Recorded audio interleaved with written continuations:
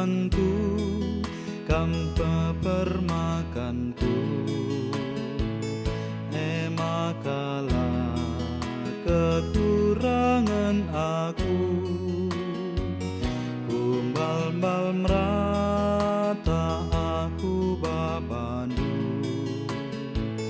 ipesenang senang dugeluku.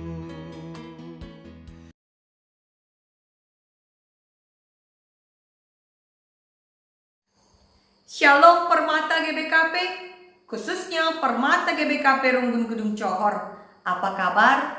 Pendeta harap semua menjawab luar biasa. Kita bersyukur kita masih bisa bertemu lewat media ini untuk kita membahas firman Tuhan melalui PA Permata Online. Dan malam hari ini firman Tuhan yang menjadi landasan PA Permata tanggal 10 sampai tanggal 16 Mei 2020 diambil dari kitab 1 Tawarik.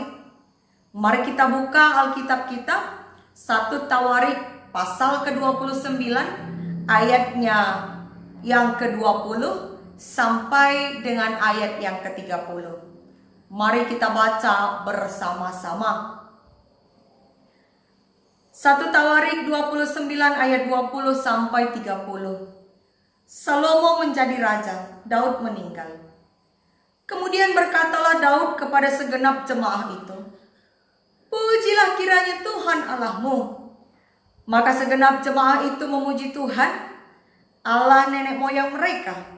Dan kemudian mereka berlutut dan sujud kepada Tuhan dan kepada raja. Keesokan harinya, mereka mempersembahkan korban sembelihan dan korban bakaran kepada Tuhan, yakni 1000 ekor lembu, 1000 ekor domba jantan, dan 1000 ekor domba muda. Dengan korban-korban curahannya dan sangat banyak korban sembelihan demi seluruh Israel. Lalu mereka makan dan minum pada hari itu di hadapan Tuhan dengan sukacita yang besar. Kemudian menyatakan untuk kedua kalinya Salomo anak Daud sebagai raja, dan mengurapi dia bagi Tuhan sebagai raja dan Zadok sebagai imam. Kemudian duduklah Salomo sebagai raja menggantikan Daud ayahnya di atas tahta yang ditetapkan Tuhan. Ia mendapat kemujuran sehingga setiap orang Israel mendengarkan perkataannya. Lalu semua pemimpin dan pahlawan, juga semua anak Raja Daud mengakui kekuasaan Raja Salomo. Tuhan membuat Salomo luar biasa besar di mata seluruh orang Israel dan mengaruniakan kepadanya keagungan kerajaan seperti tidak pernah ada pada semua raja sebelum dia yang memerintah atas Israel. Demikianlah Daud bin Isai telah memerintah atas seluruh Israel. Ia memerintah atas orang Israel selama 40 tahun. Di Hebron ia memerintah 7 tahun. Dan di Yerusalem ia memerintah 33 tahun. Kemudian matilah ia pada waktu telah putih rambutnya, lanjut umurnya, penuh kekayaan dan kemuliaan. Kemudian naik rajalah Salomo anaknya menggantikan dia. Sesungguhnya riwayat Raja Daud dari awal sampai akhir tertulis dalam riwayat Samuel pelihat itu, dan dalam riwayat Nabi Nathan, dan dalam riwayat Gad pelihat itu, beserta segala hidupnya sebagai raja dan kepahlawanannya dan keadaan zaman yang dialaminya dan dialami Israel dan segala kerajaan di negeri-negeri lain. Permata yang dikasihi Tuhan, adakah dari kalian yang merupakan pecinta bunga? Bunga yang pendeta maksud tentunya tanaman bunga. Bagi para pecinta tanaman bunga, ia akan merawat bunganya sehingga terlihat indah.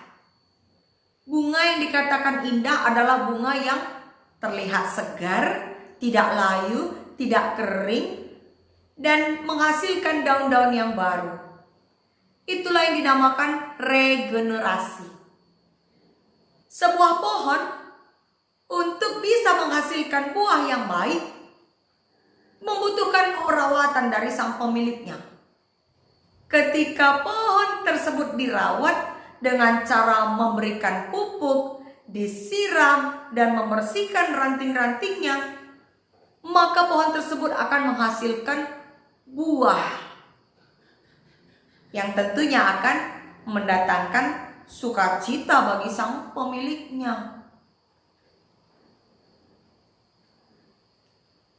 Pohon yang menghasilkan buah dan yang terus bertumbuh itu pun dinamakan regenerasi. Lalu, apa makna regenerasi dalam sebuah organisasi, khususnya organisasi pelayanan gereja seperti Permata? Mari sebelum kita membahas, kita akan perdalam dulu makna firman Tuhan dari bacaan kita tadi. Dalam bacaan kita tadi ada dua nama tokoh besar, yaitu Raja Daud dan Salomo putranya. Nama Salomo sebelumnya tidak pernah muncul dalam kisah-kisah Alkitab selain pada waktu kelahirannya. Itu di kitab 2 Samuel 12 ayat 24 sampai 25. Lalu tiba-tiba nama Salomo kembali muncul di kitab Raja-Raja ketika Daud sudah tua dan mendekati hari-hari terakhir hidupnya. Dan Salomo adalah raja pertama bangsa Israel yang diangkat berdasarkan garis keturunan. Kita ingat bahwa Raja Saul dan Raja Daud diangkat oleh Tuhan dengan prosedur melalui perantaraan hakim, yaitu Samuel. Berbeda dengan pengangkatan Salomo sebagai raja yang diangkat oleh Tuhan melalui ayahnya sendiri, Raja Daud. Pertanyaannya, mengapa harus Salomo? Padahal Raja Daud punya banyak anak. Ada seorang anak Raja Daud yang bernama Adonia. Kalau kita baca dari kitab 1 Raja-Raja pasal yang pertama, Adonia ini sangat berambisi ingin menjadi raja. Bahkan secara sepihak ia mengumumkan pengangkatan dirinya sebagai raja ketika Daud sudah tua. Sungguh sangat berambisi sekali. Tetapi ternyata bukan dia, melainkan Salomo. Mungkin secara logika kita tidak bisa terima mengapa harus Salomo.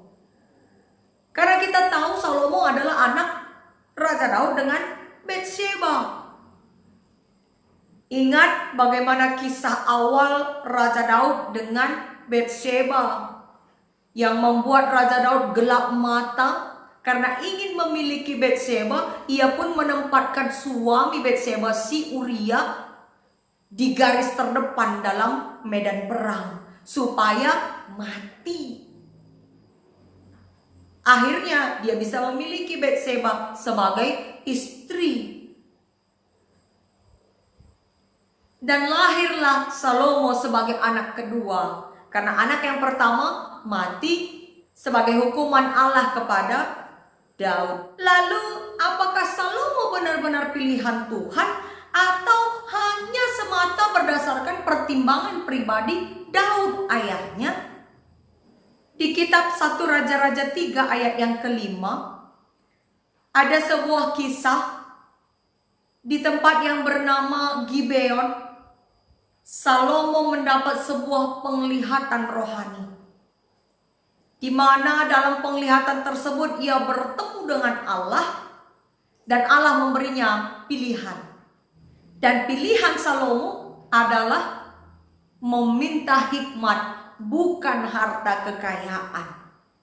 Inilah kelebihan Salomo dibanding anak-anak Raja Daud yang lainnya. Sehingga itulah yang melayakkan dia untuk dipilih Tuhan sebagai penerus Daud sebagai raja. Nampaknya Raja Daud dan Batsheba telah mempersiapkan Salomo sedemikian rupa, sehingga Salomo bertumbuh menjadi anak yang beriman, bukan yang berambisi.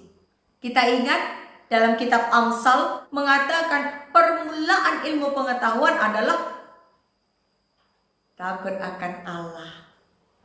Itulah gambaran bagaimana Daud mempersiapkan Salomo sebagai penggantinya. Lalu, mengapa kira-kira Raja Daud mempersiapkan seorang pengganti baginya? Ada dua hal. Yang pertama, karena ia sadar bahwa ia tidak abadi. Dia sadar bahwa dia akan menua dan akan mati pada waktunya. Sehingga ia memerlukan pengganti.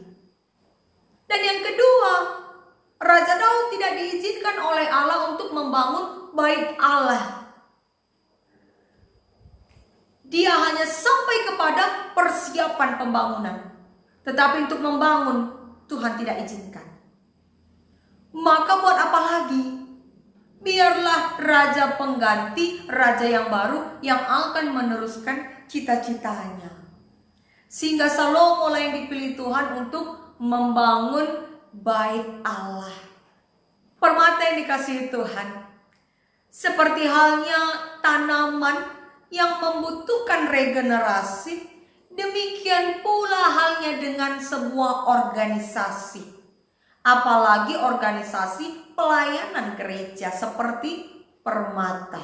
Sebuah organisasi dikatakan sehat jikalau ada perkembangan yang positif dan ada regenerasi, munculnya pemimpin-pemimpin yang baru. Kenapa? Karena tidak ada manusia yang abadi dan yang tidak bertambah tua. Apalagi dalam organisasi pelayanan seperti Permata. Kalau bisa harus terus regenerasi. Kenapa? Karena tidak ada yang mau terus-terusan jadi Permata. Lawan kata regenerasi adalah degenerasi. Kalau regenerasi adalah munculnya generasi-generasi baru, munculnya calon-calon pemimpin yang baru, degenerasi kebalikannya. Terjadi penurunan. Penurunan apa? Penurunan kualitas. Degenerasi itu sama seperti orang yang bertambah tua, sehingga kemampuan fisiknya menurun. Namun regenerasi bukanlah sekedar pemindahan jabatan dari yang lama ke yang baru, melainkan pemindahan semangat ataupun spirit, visi dan misi. Semua dipindahkan untuk meneruskan perjalanan pelayanan. Dengan kata lain, seorang pemimpin yang sukses adalah pemimpin yang mampu mengkader penerusnya, bukan malah berusaha menjatuhkan pemimpin yang baru, menganggap seperti saingan. Tema kita tadi adalah Who's Next? Sehubungan dengan periodisasi kepengurusan Permata.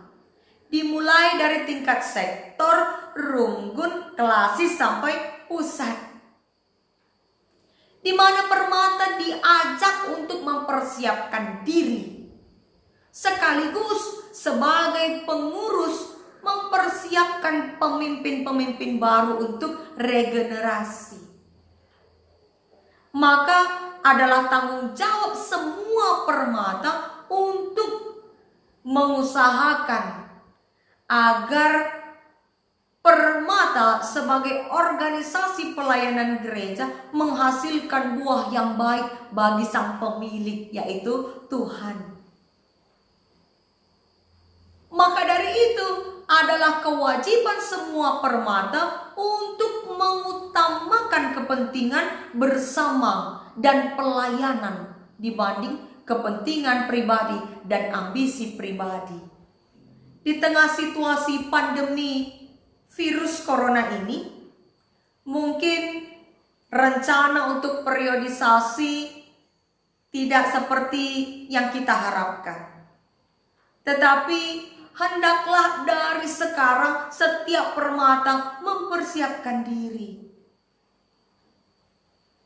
Bagaimana cara mempersiapkan diri? Ingat Amsal 1 ayat 7. Permulaan ilmu pengetahuan adalah takut akan Tuhan. Maka permata yang dikasihi Tuhan, takutlah akan Tuhan. Bangunlah relasi dengan Tuhan sebagai persiapan pertama dan yang utama untuk menjadi pemimpin yang baru di tengah-tengah organisasi pelayanan gereja, yaitu permata. Terpujilah nama Tuhan melalui kehidupan setiap permata. Amin.